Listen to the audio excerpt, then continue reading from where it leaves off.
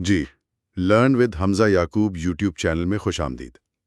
آج ہم سینیکا کی ایک بہت ہی اہم کتاب زندگی کی مختصر مدت پر یعنی آن دا شارٹنیس آف لائف اس پر بات کرنے والے ہیں، اور خاص طور پر اس کے پہلے مضمون پر۔ اس مضمون کا جو مرکزی نقطہ ہے وہ ایک بڑا دلچسپ سوال ہے: کیا زندگی واقعی بہت مختصر ہے، یا مسئلہ یہ ہے کہ ہم اسے گزارنا نہیں جانتے؟ سینیکا کا موقف بڑا واضح ہے۔ وہ کہتے ہیں کہ بھائی، وقت کم نہیں ملا، ہم نے اسے ضائع بہت کیا ہے۔ آج ہم اسی خیال کی گہرائی میں اتریں گے۔ سینیکا یہ بھی کہتے ہیں کہ یہ شکایت کوئی آج کی نہیں ہے۔ بڑے بڑے نام آپ دیکھیں، بخرات، ارسطو تک، جی ہاں، وہ بھی فطرت سے یہی گلا کرتے تھے کہ انسان کی عمر کم ہے۔ جیسے زندگی تب ختم ہو جاتی ہے جب ہم اصل میں جینا شروع کر رہے ہوتے ہیں۔ یہ احساس تو آج بھی ہوتا ہے نا؟ بالکل بالکل ہوتا ہے، لیکن سینیکا جو ہے وہ اس عام شکایت کو چیلنج کرتی ہیں۔ ان کا کہنا ہے کہ اصل مسئلہ وقت کی لمبائی کا ہے ہی نہیں، مسئلہ ہے اس کے استعمال کا، اس کے معیار کا۔ وہ کہتی ہیں کہ اگر آپ دانش مندی سے جئیں نا تو زندگی حیران کن حد تک لمبی ہے۔ انہوں نے ایک بڑی اچھی مثال دی ہے دولت کی۔ اچھا، جی، کہ جیسے تھوڑی سی دولت بھی اچھے منتظم کے ہاتھ میں بڑھ جاتی ہے، لیکن بہت زیادہ دولت بھی اگر کوئی فضول خرچ ہو تو وہ ضائع ہو جاتی ہے۔ صحیح۔ تو وقت کا بھی بالکل یہی حساب ہے، اگر صحیح استعمال کریں تو بہت ہے۔ المیہ یہ ہے کہ ہم اسے فضول کاموں میں، بے مقصد خواہشات میں اور بس دوسروں کی زندگیوں میں الجھ کے گنوا دیتے ہیں۔ تو یہ وقت ضائع ہوتا کیسے ہے؟ مطلب سینیکا کے مطابق کون سی چیزیں ہیں جو ہماری زندگی کو کھا جاتی ہیں؟ دیکھیں، وہ کئی چیزیں گنواتی ہیں۔ بہت عام انسانی رویے ہیں، جیسے لالچ ہے جو کبھی ختم نہیں ہوتا، پھر بے مقصد کاموں میں سخت محنت کرنا جس کا کوئی نتیجہ نہیں نکلتا، شراب نوشی، دوسری لذتیں جو بس وقتی طور پر بھلا دیتی ہیں، سستی ہے، ٹال مٹول کرنا، سیاسی عزائم ہیں جو دوسروں کی رائے پر منحصر ہوتے ہیں، جی، تجارت کا جنون جو آپ کو جگہ جگہ بھٹکاتا ہے، یا پھر اپنی پوری زندگی دوسروں کو خوش کرنے میں لگا دینا، اپنی ذات پر توجہ دیے بغیر۔ سینیکا ایسے لوگوں کو مشغول کہتی ہیں۔ پری آکیوپائیڈ۔ مشغول، یہ لفظ بڑا اہم لگتا ہے، یعنی ہر وقت مصروف تو ہیں لیکن کسی بامقصد کام میں نہیں۔ بالکل بالکل یہی مطلب ہے۔ اور یہاں سینیکا ایک اور آپ کہیں کہ چونکا دینے والی بات کہتی ہیں۔ وہ وقت کو ہماری سب سے قیمتی شے قرار دیتی ہیں، ایسی چیز جس کا کوئی نامول بدل نہیں۔ صحیح۔ لیکن چونکہ وقت نظر نہیں آتا، اسے چھوا نہیں جا سکتا، تو ہم اسے حیرت انگیز طور پر سستا سمجھتے ہیں۔ یہ بات تو ہے، لوگ زمین، جائیداد، پیسے کا بڑا خیال رکھتے ہیں، جی ہاں، لیکن اپنا وقت وہ بانٹتے پھرتے ہیں، دوسروں کو اجازت دیتے ہیں کہ وہ ان کی زندگیوں پر، ان کے وقت پر قابض ہو جائیں۔ اور سینیکا کہتی ہیں کہ جب ایسے لوگ عمر کے آخری حصے میں پہنچتے ہیں نا، جی، اور مڑ کر دیکھتے ہیں تو انہیں شدید صدمہ ہوتا ہے کہ کتنا کم وقت انہوں نے اصل میں اپنے لیے جیا تھا۔ اسی لیے وہ کہتی ہیں کہ مستقبل کے انتظار میں آج کو ٹالتے رہنا یہ زندگی کا سب سے بڑا ضیاع ہے۔ تو اگر یہ سب وقت کا ضیاع ہے تو پھر صحیح راستہ کیا ہے؟ سینیکا کیا مشورہ دیتے ہیں اس مشغول زندگی کا متبادل؟ سینیکا کا حل ہے فلسفہ اور دانش کی طرف آنا۔ وہ کہتی ہیں کہ ماضی کے جو عظیم مفکر ہیں، زینو، پائتھاگورس، ڈیموکریٹس، ارسطو، سقراط، جی، ان کے ساتھ ذہنی طور پر وقت گزارنا، ان کے خیالات کو سمجھنا، یہ دراصل اپنی زندگی کو وسعت دینا ہے۔ یعنی ان کی کتابیں پڑھنا، ان کے نظریات پر غور کرنا۔ بالکل، یہ عمل ہمیں ماضی کے علم سے جوڑتا ہے، حال کو بہتر بناتا ہے اور مستقبل کے لیے تیار کرتا ہے۔ اس طرح ہم صرف اپنی اس چھوٹی سی زندگی تک محدود نہیں رہتے، بلکہ یوں سمجھ لیں کہ تمام زمانوں کے تجربے اور دانش سے فائدہ اٹھاتے ہیں۔ یہ تو بڑی گہری بات ہے۔ یعنی دانش مند شخص ماضی سے سیکھتا ہے، جی، جو یقینی ہے، حال کو استعمال کرتا ہے، پوری طرح، اور مستقبل کا سامنا کرنے کے لیے تیار رہتا ہے۔ یہ واقعی ایک مکمل زندگی لگتی ہے۔ جی ہاں، سینیکا کے مطابق جو دانش مند شخص ہے نا، وہ اپنے وقت کا بہترین نگران ہوتا ہے، اس کا ذہن پرسکون ہوتا ہے، یکسو، وہ جانتا ہے کہ کیا اہم ہے، کیا غیر اہم۔ اس لیے وہ اپنا وقت فضول چیزوں میں ضائع نہیں کرتا۔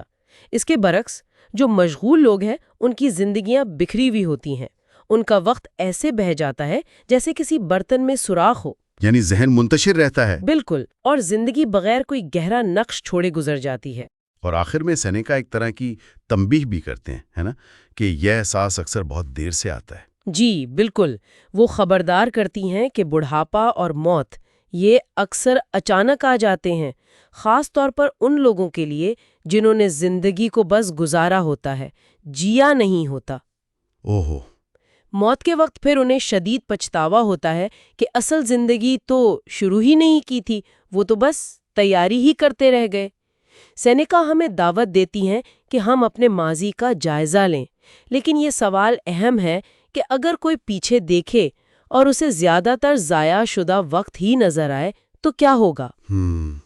کیا یہ احساس ایک نئی شروعات کا باعث بن سکتا ہے، یا جیسا سینیکا کا انداز ہے اکثر تب تک واقعی بہت دیر ہو چکی ہوتی ہے؟ یہ تو سوچنے کی بات ہے، بہت گہری باتیں۔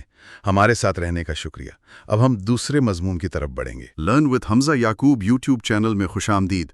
آج ہم سینیکا کی کتاب on the shortness of life پر اپنی گفتگو کو آگے بڑھا رہے ہیں۔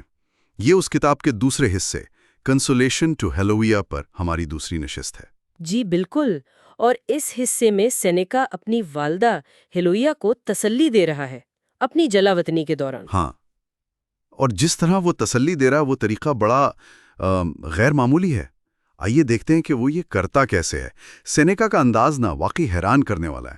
مطلب سیدھا سیدھا دلاسا دینے کے بجائے وہ پہلے ہیلویا کو اس کی ساری پچھلی مشکلات یاد دلا رہا ہے، ماں کا گزر جانا، شوہر کا، پوتے پوتیوں کا، اور اب خود اس کی جلاوطنی۔ یہ تھوڑا عجیب نہیں لگتا کہ آپ زخم ہرے کر رہے ہیں تسلی دینے سے پہلے؟ بظاہر تو عجیب ہی لگتا ہے، ہاں، لیکن یہ سینیکا کی ایک سمجھے گہری نفسیاتی حکمت عملی ہے۔ وہ روایتی تسلی نہیں دے رہی، وہ ماضی کی تکلیفوں کو ایک طرح سے طاقت کا ذریعہ بنا رہی ہے۔ اس کا نقطہ یہ ہے کہ مسلسل مشکلیں اگر ہمت سے جھیلی جائیں تو وہ انسان کو مضبوط بنا دیتی ہیں۔ اچھا۔ وہ ہیلویا کو ایک تجربہ کار فوجی کی طرح دیکھ رہی ہے جو زخموں کا عادی ہو چکا ہوتا ہے۔ وہ کوئی نیا رنگ روٹ نہیں ہے جو پہلی چوٹ پہ رو پڑے۔ وہ کہہ رہی ہے تم پہلے بھی یہ سب سہ چکی ہو، تم اب بھی سہ سکتی ہو۔ تو یہ غم دبانے کی بات نہیں، قابو پانے کی ہے۔ تو یہ کردار کی پختگی پر زور دینا ہوا پھر ٹھیک۔ پھر وہ جلاوطنی پر آتا ہے، کہتا ہے یہ بذات خود کوئی بڑی برائی نہیں، بس جگہ کی تبدیلی ہے۔ یہ دلیل مجھے تھوڑی کمزور سی لگی۔ کیا واقعی گھر چھوڑنا بس جگہ بدلنا ہے؟ سینیکا کے نقطۂ نظر سے شاید ہاں، وہ دلیل دیتی ہے کہ روم جیسے بڑے شہر وہ بھی تو باہر سے آئے لوگوں سے بھرے ہیں نا، جنہوں نے اپنے وطن چھوڑے۔ وہ تاریخ سے مثالیں لاتی ہے کہ قومیں تو ہمیشہ سے ہجرت کرتی آئی ہیں۔ اصل زور اس بات پر ہے کہ انسان کی جو اصل چیزیں ہیں، اس کی عقل، اس کا کردار، اس کی خوبی، ورچو جسے کہتے ہیں، وہ تو اس کے ساتھ ہی رہتی ہیں، وہ کہیں بھی چلا جائے۔ خوبی یعنی اندرونی طاقت۔ بالکل، کردار کی طاقت، اخلاقی مضبوطی۔ اسٹوئک فلسفے میں تو یہی اصل دولت ہے۔ کائنات تو ہر جگہ ایک سی ہے، فطرت کے اصول بھی۔ تو بیرونی حالات جیسے جگہ یا پیسہ وہ اصل خوشی کے لیے اتنے اہم نہیں ہے۔ یعنی اصل کھیل اندر کا ہے، باہر کا نہیں۔ اور یہی بات وہ غربت کے لیے بھی کہتا ہے۔ بالکل وہی بات۔ وہ کہتا ہے جسم کی جو اصل ضرورتیں ہیں وہ تو بہت تھوڑی ہیں، سردی سے بچنا، بھوک پیاس مٹانا، بس۔ اس سے زیادہ جو بھی ہے وہ عیاشی ہے، وہ ضرورت نہیں، وہ ہماری خواہشیں پوری کرتی ہے، کمزوریاں۔ وہ مثال دیتی ہے نا ایپیسیس جیسے امیر کی، جس نے بے تحاشا پیسہ خرچ کیا پھر بھی ناخوش تھا، اور جب لاکھوں پھر بھی بچ گئے تو اسے لگا یہ شدید غربت ہے اور زہر پی لیا۔ اس کے مقابلے میں وہ سکپیو یا ریگولس جیسے پرانے رومی ہیروز کی سادہ زندگیوں کا حوالہ دیتی ہے کہ غربت میں بھی عزت سے جیا جا سکتا ہے۔ اصل دولت تو ذہن کی ہے جو جلاوطنی میں بھی آپ کے ساتھ ہے۔ تو گویا اصل امیری یا غریبی ہمارے ذہن میں ہے، جگہ یا پیسے میں نہیں۔ یہ تو واقعی گہری بات ہے۔ یہی تو اسٹوئک فلسفے کا مرکز ہے کہ باہر جو ہو رہا ہے وہ ہمارے کنٹرول میں نہیں، لیکن ہم اس پر رد عمل کیسے دیتے ہیں، ہماری سوچ، ہماری ذہنی حالت، وہ ہمارے اختیار میں ہے۔ سینیکا کہتی ہے کہ یہی اندرونی خوبی، یہی کردار کی طاقت انسان کو ناقابل تسخیر بناتی ہے۔ وہ مارسلس کی مثال دیتی ہے جو جلاوطنی میں بھی خوش تھا، علم حاصل کر رہا تھا، اتنا کہ بروٹس اس سے مل کر واپس آیا تو اسے لگا جیسے وہ خود جلاوطنی میں جا رہا ہو۔ یہ فلسفیانہ باتیں تو ٹھیک ہیں اپنی جگہ، لیکن کیا سینیکا اپنی ماں کو کچھ عملی سہارے بھی بتاتا ہے؟ صرف فلسفہ سن کر تو شاید فوراً تسلی نہ ہو نا؟ ہاں، یہ بہت اہم نقطہ ہے۔ فلسفیانہ دلائل کے بعد وہ ہیلاولیا کو اس کے پیاروں کی یاد دلاتی ہے۔ یہ بہت ضروری ہے۔ اس کے زندہ بیٹے گالیو جو علامی عہدے پر تھے، اور میلا جو سمجھداری سے سیاست سے دور رہے۔ اس کے پوتے، خاص طور پر وہ چھوٹا مارکس جس سے اسے بہت پیار تھا، اس کا اپنا والد، اور اس کی بہن کا ذکر بھی تھا شاید؟ جی بالکل، اور سب سے بڑھ کر اس کی بہن جسے وہ ایک مضبوط اور وفادار ساتھی کہتی ہے۔ وہ اپنی خالہ کی بہادری کا قصہ بھی سناتی ہے، کیسے اس نے طوفان میں جہاز ٹوٹنے پر بھی اپنے مرے ہوئے شوہر کی لاش کو خود سے باندھ کر کنارے لگایا تھا۔ واہ، یہ جو ذاتی حوالے ہیں یہ یقیناً زیادہ اثر کرتے ہوں گے۔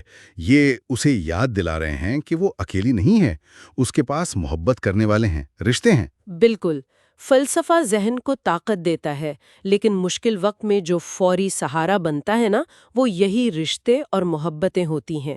تو وہ عملی طور پر ہیلوویا کو وہ چیزیں گنوا رہی ہے جن سے وہ ہمت پکڑ سکتی ہے۔ اور آخر میں سینیکا اپنی حالت کے بارے میں کیا کہتا ہے؟ کیا وہ بس دکھاوا کر رہا ہے یا وہ واقعی ٹھیک ہے؟ وہ اپنی ماں کو یقین دلاتا ہے کہ وہ خود دکھی یا پریشان ہرگز نہیں ہے۔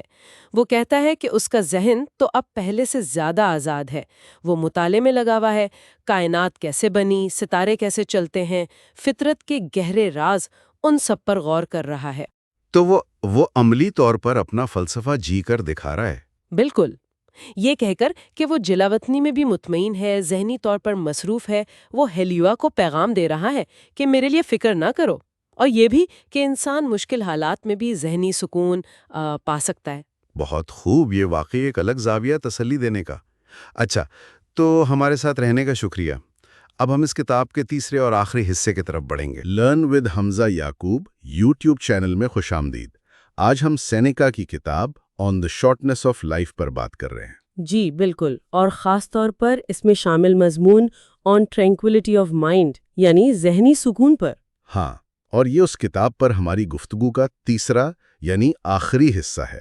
تو یہ گفتگو جو ہے وہ سینیکا کے ایک دوست ہے سیرنس، ان کے خط سے شروع ہوتی ہے، اچھا، جس میں وہ اپنی ایک آپ کہہ لیں ذہنی بے چینی یا تذبذب کا ذکر کرتے ہیں۔ وہ کہتے ہیں کہ میں نہ تو پوری طرح اپنی خامیوں کے تابع ہوں، نہ ہی ان سے مکمل آزاد، یعنی ایک درمیانی سی کیفیت۔ بالکل ایک ایسی حالت جو ان کے بقول نہ بیماری ہے نہ تندرستی۔ بڑی دلچسپ بات ہے، آئیے اس پر ذرا بات کرتے ہیں۔ سیرنز اس کو مزید کیسے بیان کرتا ہے؟ وہ بتاتا ہے کہ کبھی تو اسے کفایت شعری سادگی بہت اچھی لگتی ہے، سادہ چیزیں پسند آتی ہیں، ٹھیک، قیمتی لباس، نوکر چاکر، دولت کی چمک دمک، وہ اسے اپنی طرف کھینچتی ہیں، متزلزل کر دیتی ہیں۔ اچھا، تو ایک کشمکش سی ہے۔ جی، وہ عوامی خدمت بھی کرنا چاہتا ہے۔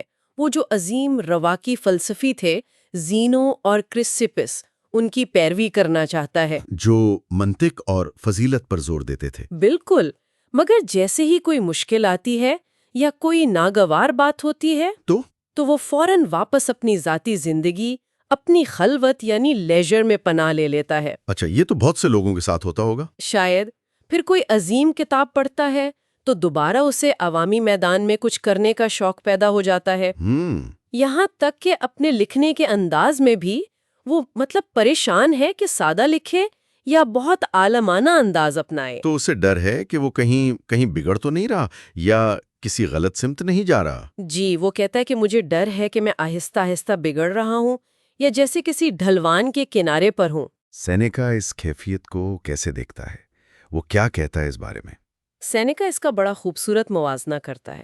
وہ کہتا ہے یہ ایسے ہی ہے جیسے کوئی شخص لمبی بیماری سے اٹھا تو ہو لیکن ابھی مکمل ٹھیک نہ ہوا ہو۔ بالکل، ابھی پوری طرح صحت کا عادی نہ ہوا ہو، یا جیسے سمندر میں طوفان گزر جائے لیکن لہریں باقی رہتی ہیں ہلکی ہلکی۔ صحیح۔ تو سینیکا کے نزدیک سیرینس کو سب سے زیادہ ضرورت ہے وہ ہے خود اعتمادی کی. خود اعتمادی. جی، اور اس یقین کی کہ وہ جو بھی راستہ چنے گا وہ ٹھیک ہے. اصل مقصد تو ٹرینکویلٹی ہے. ذہنی سکون. ہاں، ذہنی سکون، یا جسے یونانی یوتھیمیا کہتے تھے، مطلب ایک ہموار مستقل مزاج ذہن جو خود سے خوش ہو، مطمئن ہو. یہ جو بے چینی ہے جس کا سیرینس ذکر کر رہا ہے، سینیکا کے خیال میں اس کی وجوہات کیا ہیں؟ یہ صرف سیرینس کا مسئلہ تو نہیں لگتا؟ نہیں، بالکل نہیں. سینیکا کہتا ہے یہ بے چینی بہت عام ہے اور اس کی کئی وجوہات ہیں. مثلاً لوگوں میں بے ثباتی، مطلب ایک مستقل مزاجی کی کمی، ایک چیز سے جلد اکتا جانا. بورڈم. جی، بوریت. مقاصد کا بار بار بدلنا. لوگ اکثر ان چیزوں کی خواہش کرتے ہیں جنہیں وہ چھوڑ چکے ہوتے ہیں. ماضی میں رہنا. ہاں، ماضی پر پچھتاوا اور حال سے ایک طرح کی بے حسی، ایپتھی. یہ سب چیزیں جو ہیں یہ ذہنی عدم استحکام پیدا کرتی ہیں. اور جب کوششیں ناکام ہوتی ہے تو پھر پچھتاوا ہوتا ہے اور دوبارہ کوشش کرنے کا خوف پیدا ہو جاتا ہے. یہ کیفیت پھر اداسی، مایوسی کو جنم دیتی ہے. اور دوسروں سے حسد بھی. بالکل، دوسروں کی ترقی پر حسد. جیسا کہ وہ شاعر لوکریشس نے کہا تھا، ہر شخص ہمیشہ خود سے بھاگتا ہے. یہ خود سے فرار کی کوشش. جی، یہی بے چینی پیدا کرتی ہے. تو پھر اس کا علاج کیا ہے؟ ایک فلسفر ایتھنوڈورس کا تو خیال تھا کہ بس عملی زندگی میں کود پڑو. سینیکا کا جواب اس سے تھوڑا مختلف ہے. وہ کہتا ہے کہ ہاں، اگر حالات سازگار ہوں تو عوامی خدمت، عملی زندگی یہ بہترین ہے. لیکن اگر نہ ہو؟ لیکن اگر سیاست خراب ہو یا حالات اجازت نہ دیں تو پھر مکمل طور پر گوشہ نشین ہونے کی بجائے نجی زندگی میں بھی بہت کچھ کیا جا سکتا ہے. جیسے نوجوانوں کو نیکی سکھانا، لکھنا پڑھنا، غور و فکر کرنا. یہ بھی تو معاشرے کی خدمت ہی ہے. مطالعہ بھی ایک خدمت ہے. سینیکا تو یہی کہتا ہے کہ مطالعہ بھی ایک طرح کی عوامی خدمت ہے، اور اگر عوامی زندگی میں مشکلات آئیں بھی تو ثابت قدم رہنا چاہیے، ہمت نہیں ہارنی چاہیے. جیسے سقراط نے کیا. بالکل، جیسے سقراط نے ایتھنز کے مشکل ترین دور میں بھی سچائی کا ساتھ نہیں چھوڑا اور لوگوں کی رہنمائی کی. یہ تو ہوئی ایک بڑی سطح کی بات، لیکن روزمرہ زندگی کے لیے سینیکا کچھ عملی مشورے بھی دیتا ہے نا؟ جی بالکل، بہت عملی مشورے ہیں. سب سے پہلے تو کہتا ہے خود شناسی. خود کو پہچاننا. ہاں، اپنی صلاحیتوں اور اپنی طبیعت کا صحیح اندازہ لگانا کہ ہم عملی کاموں کے لیے زیادہ موزوں ہیں یا غور و فکر اور مطالعے کے لیے. اور جب آپ خود کو جان لیتے ہیں تو پھر آپ بہتر دوستوں کا انتخاب کر سکتے ہیں. مخلص، وفادار دوست. اچھے دوستوں کی اہمیت بہت زیادہ. ایسے دوست چنیں جو آپ کو بہتر بنائیں. ان سے بچیں جو ہر وقت شکایتیں کرتے رہتے ہیں، منفی باتیں کرتے ہیں، جو توانائی ختم کر دیتے ہیں. بالکل.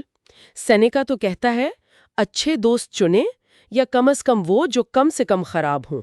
اچھا، اور وہ چیز جو آج کل شاید سب سے زیادہ بے چینی پیدا کرتی ہے، مال و دولت، اس بارے میں کیا کہتا ہے سینیکا؟ سینیکا اسے انسانی مصائب کا ایک بڑا ذریعہ سمجھتا ہے. وہ کہتا ہے کہ دولت حاصل نہ کرنے کا درد جو ہے نا، وہ اس سے کھو دینے کے درد سے کم ہوتا ہے. یہ تو گہری بات ہے. جی، وہ مثال دیتا ہے ڈائیوجینیس کی، وہ سنکی فلسفہ جس نے خود کو اتنا سادہ بنا لیا تھا کہ اس سے کچھ چھینا ہی نہیں جا سکتا تھا. تو مشورہ کیا ہے؟ مشورہ یہ ہے کہ ضرورت کے مطابق دولت کافی ہے، اصل سکون کفایت شاری اور قناعت میں ہے. اور مشکلات کا سامنا کرنے کے بارے میں؟ ہاں، وہ کہتا ہے قبول کریں کہ حالات بدل سکتے ہیں، قسمت پلٹ سکتی ہے.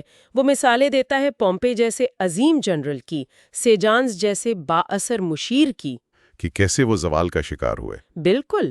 تو وہ کہتا ہے کہ ہر ممکنہ برائی کا پہلے سے تصور کر کے، سوچ کر اس کے حملے کو کمزور کیا جا سکتا ہے. تیاری یعنی؟ جی، ذہنی تیاری. اور بہادر لوگوں سے سیکھیں، جیسے سقراط، کیٹو، کہ انہوں نے اپنی قسمت کا سامنا کیسے کیا.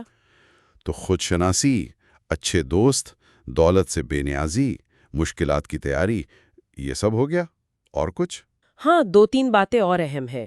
ایک تو یہ کہ زندگی میں جو بھی کریں با مقصد کریں، بے مقصد ادھر ادھر بھاگنے دوڑنے سے بچیں. ہر عمل کا کوئی مقصد ہو. جی. دوسرا، لچک پیدا کریں، منصوبوں سے بہت زیادہ امیدیں نہ باندھیں، حالات کے مطابق خود کو ڈھالیں. ضد بھی ٹھیک نہیں اور بے ثباتی بھی نہیں. توازن ضروری ہے. بالکل. اور آخری بات، توازن. تنہائی اور صحبت میں توازن، کام اور آرام میں توازن، ذہن کو آرام بھی دینا ہے۔ کیسے؟ کھیل، سفر، دوستوں سے ملنا جلنا، یہ سب ضروری ہے۔